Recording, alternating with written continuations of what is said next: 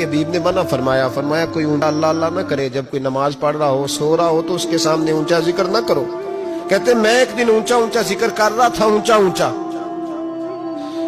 اونچا میں ذکر کر رہا تھا، کیونکہ عشق لگا سی کھیڈاں کھیڈ دی نوں تے مینوں کھیڈاں بھل گئیاں، میں کجل پایا سی یار دے ویکھنے نوں، پھر او دی یاد وچ روندیاں ہی ڈل گئیاں، حیدر شاہ اس گلی کدے نہ رول دی، پر ہن تے رول گئیاں۔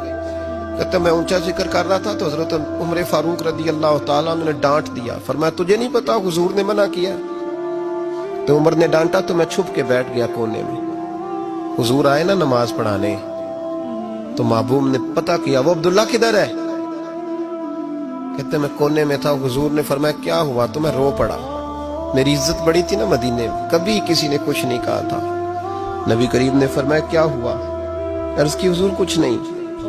پھر بھی بتاؤ؟ کہتے میں رو پڑا، میں نے کہا یا رسول اللہ میری غلطی تھی تو سیدنا فاروق اعظم نے ڈانٹ دیا ہے۔ فرمایا ہوا کیا؟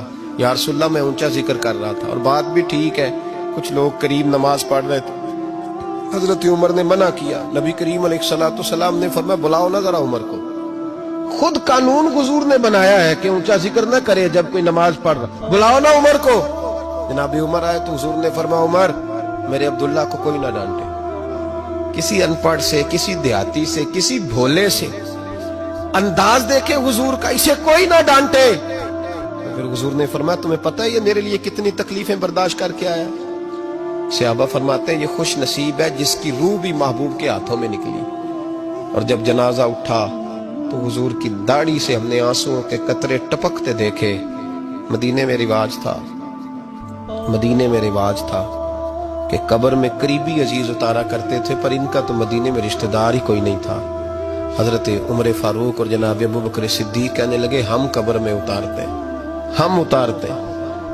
جب ان دونوں نے اٹھایا قبر میں گئے تو کہتے ہیں کمال دیکھو اللہ کے رسول ہم دونوں سے پہلے قبر میں اتر گئے، اور حضور نے یل بدایا ون نہایا میں موجود ہے، کب مجھے دو میں قبر میں اتارتا ہوں۔ کہتے ہیں حضور نے تنے تنہا پکڑا، تنے تنہا قبر میں اتارا، پسے مردن فرشتوں نے جو تلاشی لی تو کیا نکلا؟